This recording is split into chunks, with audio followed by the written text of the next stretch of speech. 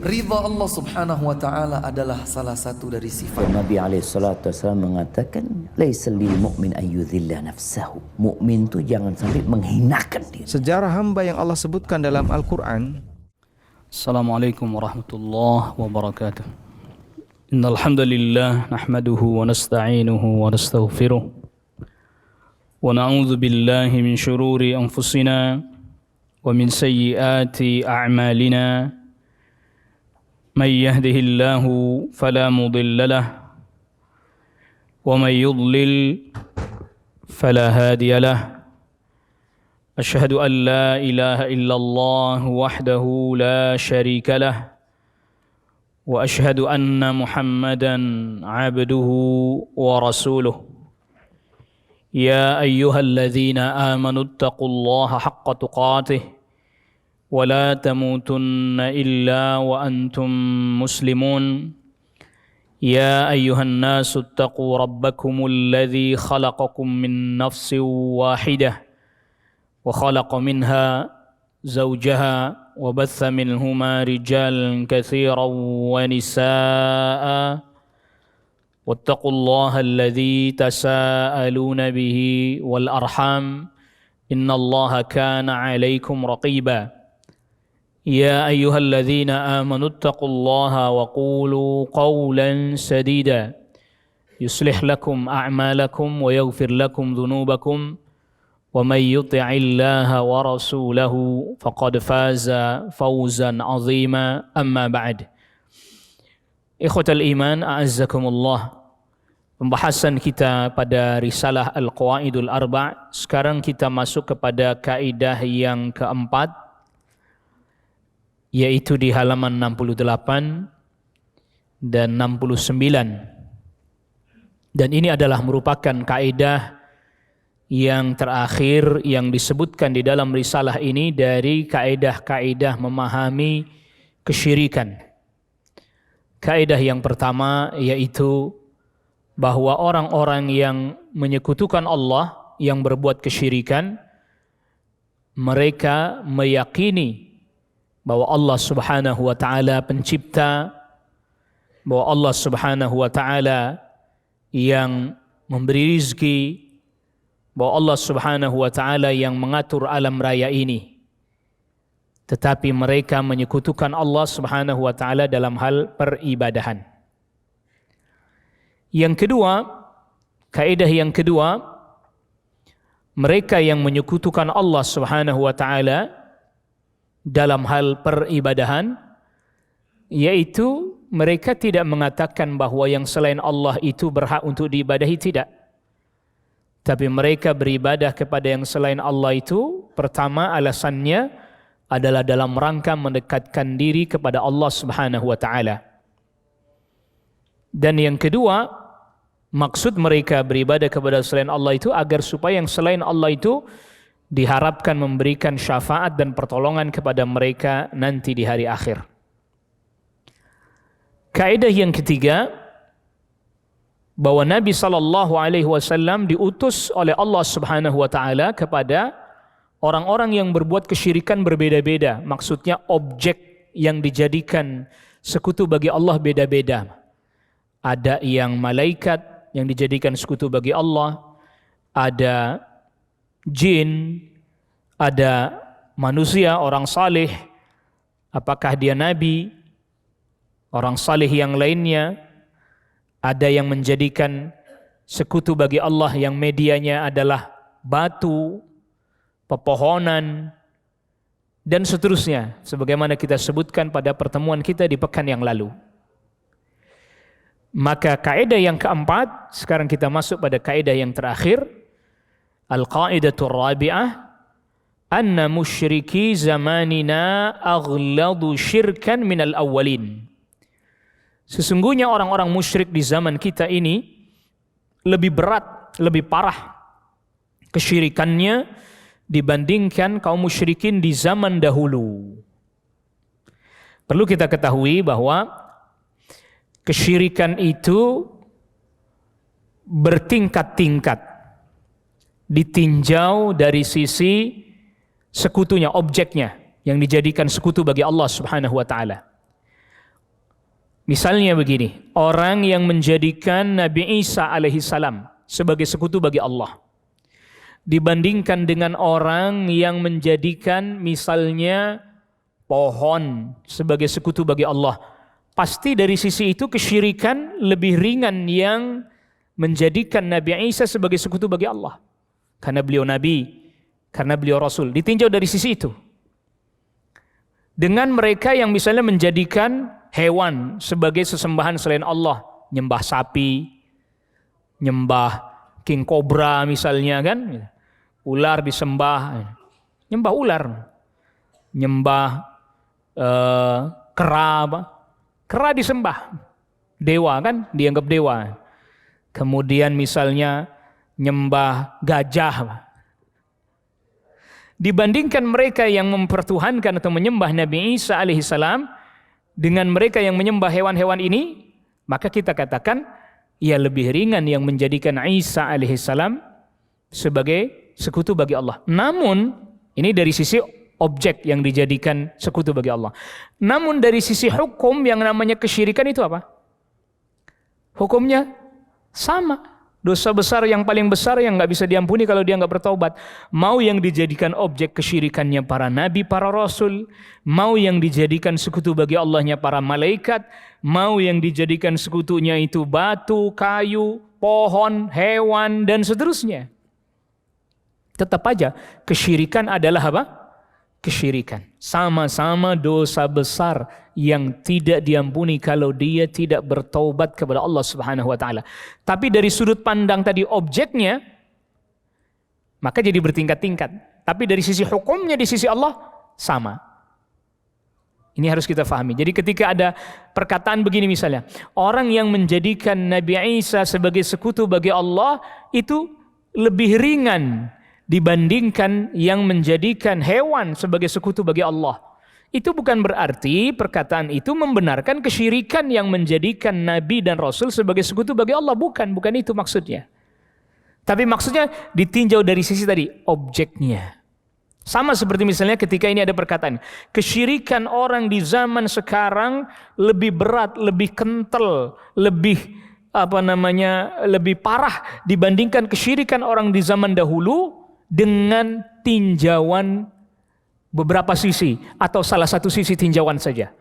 Bukan berarti menghukumi kesyirikan orang zaman dulu di sisi Allah dosanya lebih ringan dibandingkan kesyirikan orang di zaman sekarang. Bukan itu maksudnya. Dosanya apa? Sama.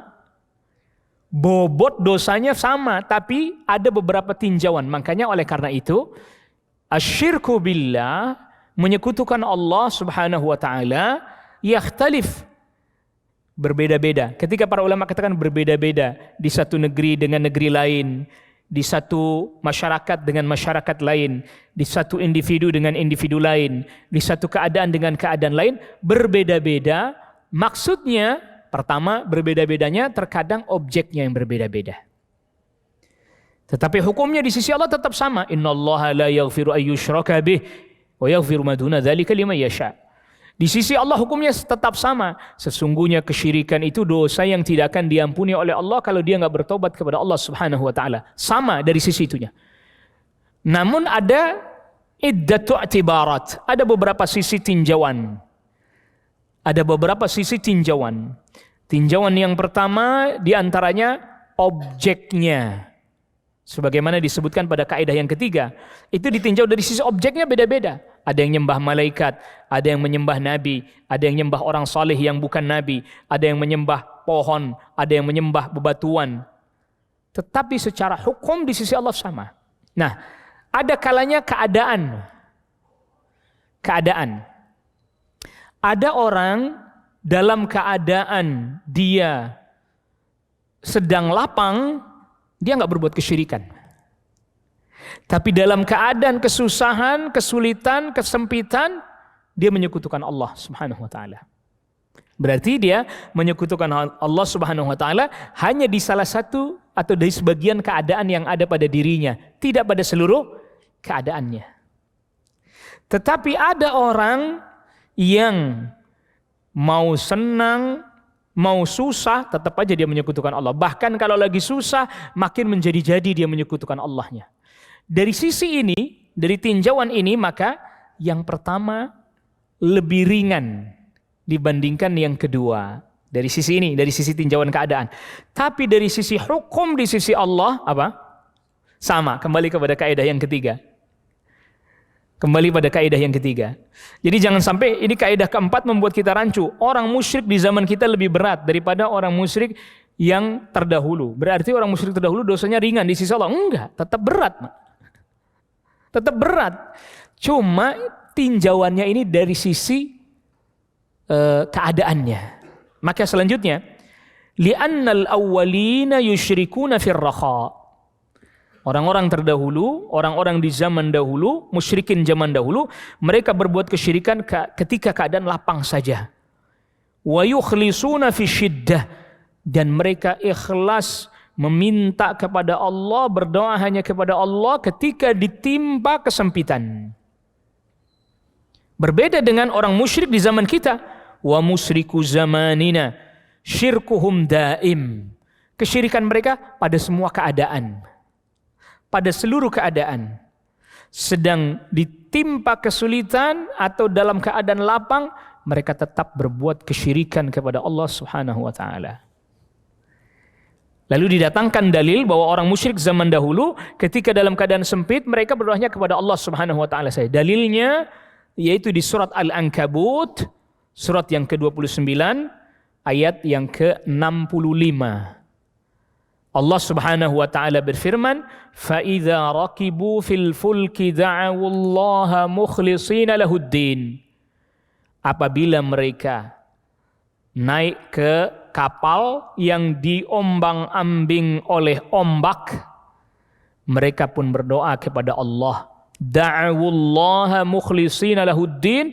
Mereka berdoa kepada Allah dengan memurnikan ketaatan hanya kepada Allah. Ya Allah, selamatkan kami. Ya Allah, selamatkan kami. Lagi dalam keadaan kesulitan. Lagi dalam keadaan terhimpit, terjepit. Keadaan yang menurut perhitungan mereka, ini kita nggak bakalan selamat. Naik ke kapal, ombang-ambing ombak. Dihantam ombak, badai. Ya Allah, selamatkan kami. Mereka semua berdoanya hanya kepada Allah.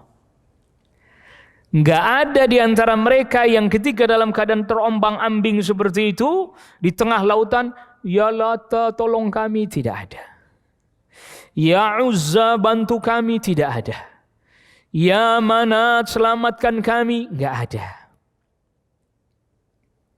Tetapi ketika Allah sudah selamatkan mereka ke daratan, falamma najjahum ilal barri idzahum yusyrikun. Ketika mereka Allah selamatkan kembali ke daratan, tiba-tiba mereka kembali berbuat kesyirikan lagi. Lagi-lagi manggilnya Ya Lata, Ya Uzza lagi. Padahal waktu di lautan, mereka dalam ketakutan, minta tolongnya, Ya Allah, selamatkan kami, Ya Allah.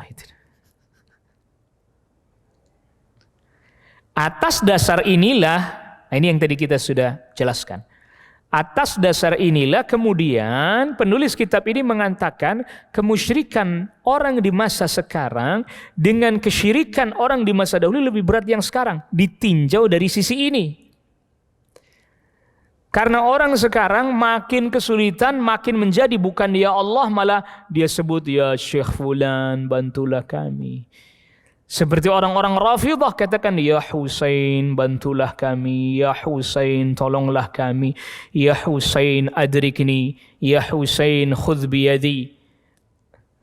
Itu terjemahannya itu semua sama, tolonglah kami, khudh biyadi, ambil tanganku, adrikni, datangi aku, selamatkan aku, madad madad ya Husain, tolong kami wahai Husain. Ada lagi madad madad ya Rasulullah, tolong kami wahai Rasulullah. Dan itu bukan dalam keadaan sulit, bukan lagi dalam keadaan terhimpit, bukan lagi dalam keadaan terombang-ambing di lautan, bahkan sedang bergembira, Pak. Karena dinyanyikan dengan penuh kegembiraan, kesenangan, kebahagiaan. Madad-madad, ya nggak tahu, mungkin nggak ngerti juga ya terjemahnya ya. Mungkin saya masih berpikir mungkin nggak tahu terjemahnya itu apa, mungkin itu. Jadi bilang madad-madad ya Rasulullah, tolong kami wahai Rasulullah, tolong kami wahai Rasulullah. Ya ketika dibilang itu kesyirikan, oh ini bukan kesyirikan. Ya tadi kembali kaidah kedua. Kami hanya menjadikan ini sarana mendekatkan diri kami kepada Allah. Kan Rasul memberi syafaat kepada kami nanti di akhirat. Iya, nanti di akhirat setelah dapat izin, kan gitu. Bukan hari ini. Jadi ini 4 kaidah ini hendak menjelaskan bahwa Anda memahami 4 kaidah ini, maka Anda memahami apa yang dimaksud dengan apa? Kesyirikan. Kesyirikan itu bukan orang mengatakan ada pencipta selain Allah. Enggak. Kalau artinya kesyirikan bukan hanya itu gitu loh. Bukan berarti kita katakan bahwa itu bukan kesyirikan. Oh jelas itu mah kesyirikan. Nggak belajar pun Anda bisa tahu. Maka saya sudah pernah sampaikan. Kalau kita mau bikin survei ya misalnya. Survei sederhana saja. Ya nggak usah pada ruang lingkup yang besar. Mungkin satu keluarga. Bukan hanya keluarga inti misalnya. Coba. Kasih sederhana survei. La ilaha illallah. Apa terjemahnya? Jawabannya insya Allah bisa nih. Tidak ada Tuhan selain Allah. Betul, kasih nilai betul Pak. 100. 2. Apa maksud Tuhan di sini? Itu mulai beda-beda deh. Kan tidak ada Tuhan selain Allah. Apa maksud Tuhan di sini? Itu baru mulai deh. Kalau terjemah sama, tidak ada Tuhan selain Allah. Oke baik, kita sepakat itu. Soal selanjutnya, apa yang dimaksud Tuhan di sini? Kalau dia masih bingung, kasih pilihannya. A. Pencipta. B. Yang diibadahi. C. Yang kasih rizki. Lihat jawabannya kira-kira jawaban yang mana? Yang banyak pencipta. Milih pencipta dia. Berarti dia memahami tidak ada Tuhan selain Allah itu. Pemahamannya dia tidak ada pencipta selain Allah. Artinya bahwa kalau masih meyakini Allah sebagai pencipta, walaupun dia beribadah kepada Allah melalui selain Allah, menurut pemahaman dia tidak apa? Tidak syirik. Padahal kaidah 1. Nah itu tadi. Padahal kaidah 1. Mereka yang menyembah selain Allah dari dulu, katakanlah Yahudi, Nasara, bahkan termasuk musyrik Arab, enggak ada yang bilang ada pencipta bersama dengan Allah atau selain Allah, enggak ada. Mereka semua mengatakan pencipta Allah, yang kasih rizki Allah. Tapi kesyirikan mereka dalam hal beribadah. Dalam hal ibadah, kalau dia bisa menjawab, yang dimaksud Tuhan di sini adalah yang disembah. Betul tuh, nilai 100. Baru geser. Apa yang dimaksud beribadah kepada selain Allah? Ya, kalau yang dimaksud beribadah kepada selain Allah bahwa dia menyembah langsung kepada selain Allah aja, itu orang akan jelas bahwa itu kesyirikan. Orang akan jelas itu. Misalnya saya nggak yakin Allah, saya hanya yakin sama batu ini aja misalnya. Itu jelas bagi orang, jelas bagi manusia Pak. Jelas terang bagi manusia kalau seperti itu.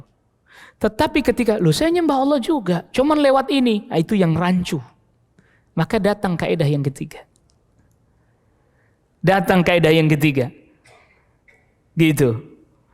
Bahwa itu bukan hanya selain Allah di situ, banyak macamnya, bukan hanya sekedar batu. Jadi orang kan beranggapan orang musyrik hanya nyembah batu saja. Berhala es batunya gitu, karena batunya, karena fisiknya, materialnya. Padahal bukan itu. Maka kita sudah ceritakan bagaimana dikeluarkannya patungnya Nabi Ibrahim, Nabi Ismail dari dalam Ka'bah. Itu bukan semata-mata batunya, tapi makna yang terkandung di batu itu. Batu hanya jadi medianya. Ada kalanya batu itu berupa patung yang dibentuk. Ada kalanya dia batu nggak dibentuk apa-apa. Tapi misalnya orang saleh pernah duduk di situ. Seperti Lata sebagian riwayat, orang saleh pernah bikin makanan di atas meja batu itu. Jadi itu udah kesyirikan. Jadi dia minta kepada Allah, misalnya melalui media batu itu yang kemudian itu disebut Lata misalnya gitu. Syirikan. Ya Lata tolonglah kami. Loh kok Lata? Maksudnya Allah. Syirikan. Jadi apapun medianya, maka oleh karena itu tadi kita sudah katakan, kesyirikan itu bertingkat-tingkat. Satu, ditinjau dari sisi objek yang dijadikan sekutu bagi Allah. Tentu yang menjadikan objeknya Nabi Rasul dengan hewan, dengan pohon lain beda pasti. Tapi kan dari sisi hukum, di sisi Allah sama. Kedua, dari sisi keadaan. Ketiga, dari sisi orang pelakunya. Pelaku kesyirikan itu. Orang yang berbuat kesyirikan, dia faham mengerti bahwa itu kesyirikan. Tetapi dia tidak kuasa untuk meninggalkan kebiasaan dan tradisi kaum. Abu Jahal itu ngerti bahwa itu kesyirikan. Dan ini perlu, nanti orang akan bertanya lagi, dari mana Anda tahu? Ya kita buktikan dengan riwayat-riwayat. Abu Jahal itu ngerti kesyirikan. Maka sudah pernah kita sampaikan riwayatnya. Abu Jahal ditanya, apakah Anda pernah dapati Muhammad berdusta? Enggak pernah. Berarti dia benar dong bahwa dia Nabi dan Rasul. Iya benar. Kenapa Anda enggak ikuti? Ya kalau saya benarkan dia Nabi Rasul, apa yang jadi kaum saya, kemuliaan kaum saya, habis dong diambil sama kaumnya dia semua. Termasuk juga dengan la ilaha illallah. Rasul SAW pernah katakan kepada Abu Jahal, ucapkan satu perkataan yang dengan perkataan ini semua orang Arab bahkan non-Arab akan tunduk kepadamu. Kata Abu Jahal, jangankan cuma satu perkataan, 10 perkataan saya ucapkan. Baik, kalau begitu ucapkan la ilaha illallah. Nggak mau. Katanya tadi 10 dikasih. 1. Kenapa dia nggak mau? Justru karena dia faham. Apa itu yang dia faham? Kalau dia mau mengucapkan itu berarti dia harus meninggalkan kebiasaan tradisi kaumnya. Dan itu berat buat dia. Itu berat buat dia. Masa iya Abu Jahal yang sefasih itu dalam perkataan dan bahasa Arab mampu menyusun syair-syair yang indah, ngucapin la ilaha illallah doang nggak bisa, kan nggak mungkin ya. Kecuali kita orang ajam, ya la ilaha illallah, kalau kita kan itu sebagian begitu. Orang ajam, karena orang ajam ada yang la ilaha illallah kan gitu. Orang ajam ini susah, ini orang ajam lidahnya, nggak sulit bagi dia. Apa kita katakan Abu Jahal nggak faham maknanya? Nggak mungkin juga, itu bahasa dia. Buktinya lagi, Abu Jahal faham. Abu Jahal faham. Ketika Rasulullah SAW datang, pamannya lagi sakit. Kita sudah kisahkan ini berulang-ulang. Tapi ini agar supaya semakin faham. Sisi lain yang kita mesti fahami. Rasul kan ucapkan kepada pamannya Abu Talib, wahai paman, ucapkan la ilaha illallah. Nanti saya jadikan ini pembelaan untukmu di hadapan Allah.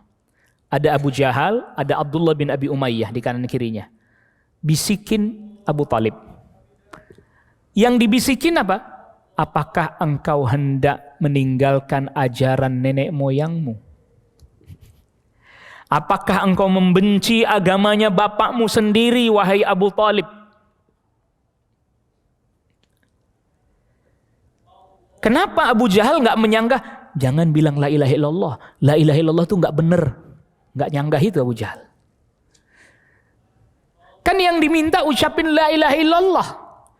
Mestinya kalau kayak kita sekarang, cara menyanggah itu, jangan ucapin la ilaha illallah. La ilaha illallah itu perkataan buruk. La ilaha illallah perkataan yang tidak benar. La ilaha illallah perkataan yang batil. Abu Jahal nggak bilang begitu. Abu Jahal tidak membantah dakwahnya Rasulullah SAW dengan mematahkan kebenarannya la ilaha illallah, tidak. Kenapa? Dia tahu ini kalimat hak yang dulu pernah ditawarkan kepada dirinya dan dia nggak mau. Dan hari ini pun dia pengaruhi agar Abu Talib nggak mau. Kan Abu Talib udah mau sebenarnya ini ngucapin. Cuman karena gara-gara ada 2 teman akrabnya nih, emang teman buruk nih kadang nih, naudzubillah, sampai wafat masih aja kasih pengaruh buruk. Itu teman yang buruk. Kalau teman yang baik kasih pengaruh baik. Akhirnya Abu Talib merasa berat untuk mengucapkan itu, bukan karena sulit diucapkan, bukan karena tidak mengerti, karena khawatir dicela oleh kaumnya dia meninggalkan kebiasaan tradisi nenek moyangnya. Dan Abu Jahal tahu senjata terampuh untuk menghalau ajakannya Rasulullah SAW berpegang pada tradisi. Abu Jahal tahu itu, faham itu. Kalau kita sanggah la ilaha illallah, nggak bisa. Kalau kita patahkan argumennya Nabi Sallallahu Alaihi Wasallam, nggak bisa.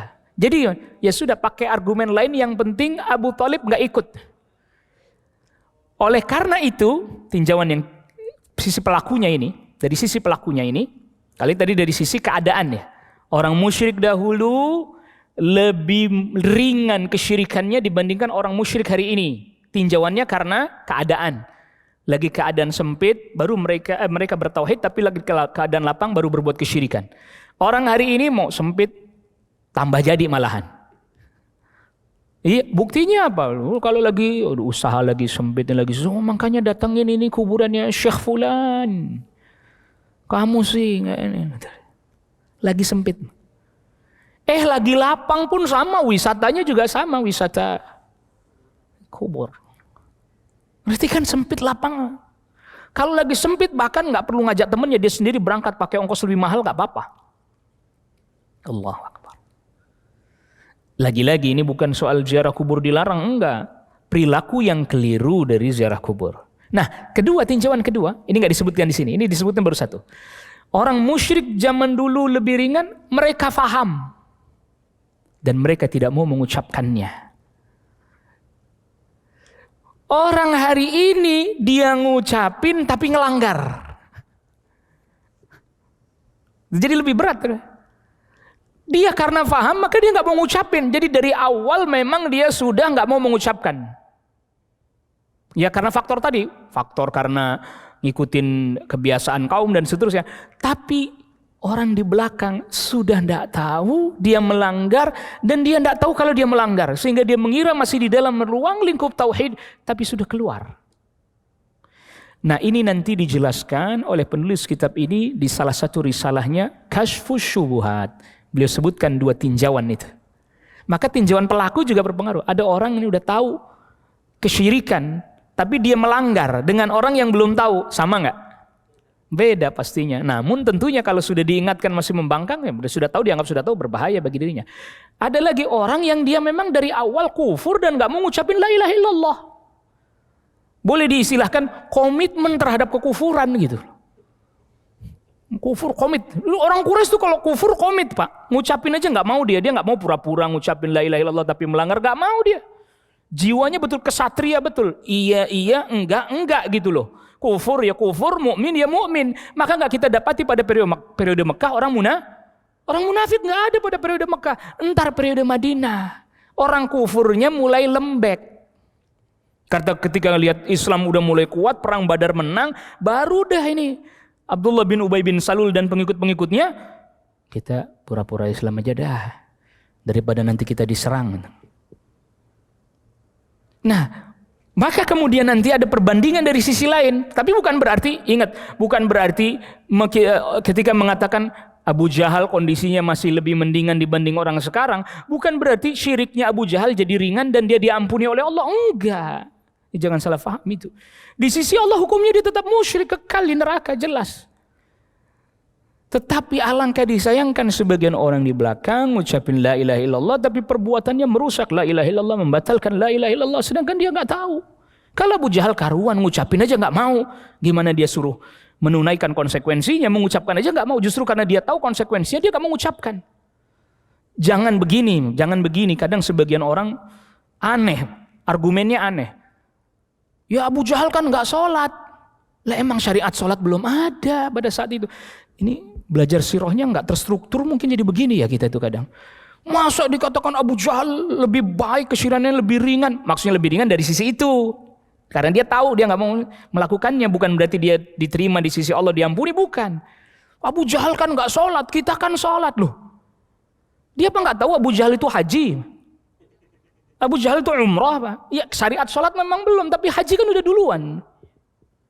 Disinilah pentingnya kita mengaitkan antara apa yang kita pelajari tentang tauhid dengan perjalanan kehidupan Rasulullah SAW. Jadi bukan sirah itu cerita, lalu kemudian pelajaran-pelajaran yang terkandung dalamnya sisi lain, enggak. Itu menjadi satu keutuhan. Maka di kaidah keempat ketika kata Syekh mengatakan musyrik zaman sekarang lebih berat dibanding yang dulu, dari satu sisi tinjauan, mereka berbuat kesyirikan ketika dalam keadaan lapang, tapi ketika sempit berdoanya kepada Allah saja. Tapi sebagian orang musyrik di zaman beliau, termasuk di zaman sekarang, dia dalam keadaan lapang, dalam keadaan sempit, yang dia ingat adalah itu tadi, yang sekutu Allah, bukan Allah Rabbul Alamin. Maka kalau lagi sempit, ini saya ini mungkin kurang rajin datang nih ke kuburannya Syekh Fulan, begitu. Bukannya, oh mungkin saya kurang mendekatkan diri kepada Allah, saya mohon ampun kepada Allah. Enggak. Waliyadzubillah, wallahu a'lam, wa sallallahu ala nabiyina Muhammadin wa alihi wa sahbihi, wa sallama tasliman katsira. Wassalamualaikum warahmatullahi wabarakatuh.